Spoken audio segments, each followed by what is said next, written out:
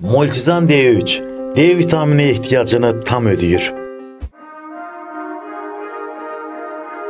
Yaşıl balqabaq mövsümüdür. Təbiətin bu nemətindən istifadə etməmək günahdır. Bəs hər gün yaşıl balqabaq yesəniz nə olar? Bugün tərəvəzin faydalarından və bişirilmə üsullarından danışacağam. Əziz dostlar, Azərbaycanın ən çox abunəsi olan maarifləndirici YouTube kanalını izlədiyiniz üçün sizə təşəkkür eləyirəm. Bu kanalda yalnız və yalnız insanlara faydalı məlumatlar verilir. Bu videoların daha çox insana çatması isə sizdən asılıdır. Videomuzu bəyənsəniz, şərh yazsanız və kanalımıza abunə olsanız, bu videolar daha çox insana çatacaq və daha çox insan bu videolardan faydalanacaq. Yaşıl balqabağın tərkibində nə var? Əgər orqanizmi böyük bir binaya bənzətsək, deməkdə haqlıyıq ki, o daim təmirə ehtiyac duyur. Təmir üçün tikinti materiallarının çoxunu isə qidalardan əldə edirik. Bu mənada yaşıl balqabaq keyfiyyətli tikinti materialıdır, çünki tərkibi zəngindir. İndi bu zənginliyə nəzər salaq. 1. Karbohidratlar. Amma qeyd etmək lazımdır ki, yaşıl balqabaqda onların miqdarı çox azdır. Ona görə də bu tərəvəz arıqlamaq istəyənlərin sevimlisidir. 2. Kalium, magnezium, manqan və mis də daxil olmaqla müxtəlif minerallar. Kalium ürəyin fəaliyyəti və normal qan təzyiqi üçün vacibdir. Magnezium sümükləri və əzələləri sağlam saxlamağa kömək edir. Manqan və mis isə orqanizmdə müxtəlif fermentlərin əmələ gəlməsində və fəaliyyətində önəmli rol oynayır. 3. Antioksidantlar, beta-karoten və lutein. Bunlar hüceyrələri sərbəst radikallardan qoruyur. 4. Lif həzmə kömək edir, xolesterol səviyyəsini normada saxlayır və qəbizliyin qarşısını alır. 5. Fitokimyəvi birləşmələr, karotinoidlər, flavonoidlər, antioksidant və iltihab əleyhinə xüsusiyyətlərə malikdirlər. 6. Su. Tez-tez eşidirik ki, bütün sulu tərəvəzlər, istər yaşıl balqabaq, istərsə də xiyar, tutumlu qida deyil. Digər tərəfdən yayın istisində onların su ilə dolu ləti bədənin maye balansını qorumağa imkan verir ki, bu da qanın laxtalanmasının qarşısının alınması və insan orqanizmdə biokimyəvi proseslərin normallaşması deməkdir. Hər gün yaşıl balqabaq yesəniz nə olar? Bu tərəvəzin gündəlik istehlakı sağlamlığınız üçün 4 nəticəyə səbəb olacaq. 1. Bol miqdarda C və A vitaminləri, həmçinin kalium və maqnezium alacaqsınız. Beləliklə, balqabağın müntəzəm istehlakı bədəninizi lazımi qidalarla təmin etməyə və bununla da immunitet sistemini gücləndirməyə kömək edəcək. 2. Balqabağın tərkibindəki lif həzm sistemini tənzimləməyə və qəbizliyin qarşısını almağa kömək edəcək. Bədəninizdə su balansı normallaşacaq və həzm sisteminin funksiyası yaxşılaşacaq.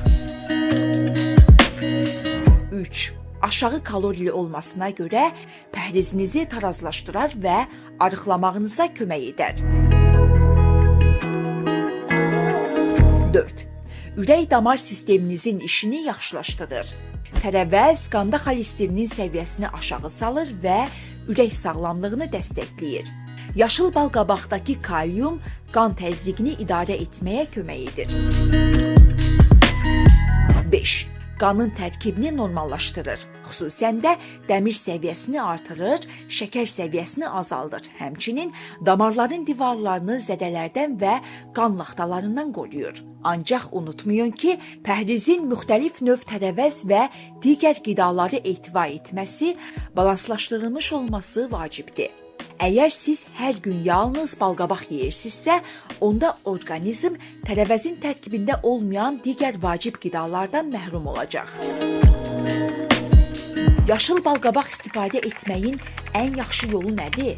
Yaşıl balqabaq müxtəlif formalarda istifadə edilə bilər. Hər üsulun da özünə məxsus faydası var. A. Yaşıl balqabağı çiğ halda, salatlarda və ya nazik dilim şəklində yemək olar. Bu zaman tərkibindəki faydalı maddələrdən, xüsusilə həzmi normallaşdıran liflərdən yararlanmaq şansı daha yüksək olur. B. Buxarda bişmiş yaşıl balqabaq. Buxarda bişirildikdə tərəvəzin tərkibindəki faydalı maddələrin böyük hissəsi qorunur. Üstəlik bu zaman tərəvəz öz şirəsinə malik olur və strukturu pozulmur. C. Qaynadılmış balqabaq. Azacıq yağ əlavə edilməklə üstünə çıxanadək suda qaynadılan yaşıl balqabaq da dadlı olur. Həmçinin bu zaman o, tərkibindəki faydalı elementlərin 3/2-sini qoruya bilir. Tək qaynadılmış yaşıl balqabağı makaron, düyü kimi yeməklərin yanında yemək olar. Amma pəhriz saxlayırsınızsa, özünü eləcə yemək daha yaxşıdır. D. Qızardılmış yaşıl balqabaq. Dilim-dilim, qızılı rəngli, xırçıldayan yaşıl balqabaq iştah açıcıdır, hə? Ancaq unutmayın ki, bu zaman bəzi qidalar qismən parçalanır. Üstəlik, tərəvəz yağı canına çəkdiyindən onun kalori dəyəri də artır. Bilirəm, siz də o fikirdəsiz ki, ən yaxşısı tərəvəzi çiğ-çiğ yeməkdir. Həm kökəltmir, həm də faydalılıq dərəcəsi azalmır. Zərərləri. Bütün qida məhsulları kimi yaşıl balqabağında həddindən artıq qəbulu mənfi nəticələrə gətirib çıxara bilər. İlk potensial problem yaşıl balqabağa qarşı allergiyadır. Nadirən baş versə də qaşınma, dərinin qızarması, dodaqların və ya tənəffüs yollarının şişməsi kimi özünü göstərə bilər. İkinci problem yaşıl balqabağın tərkibindəki oksalat duzlarıdır ki, onlar börəklərdə daş əmələ gətirə bilər.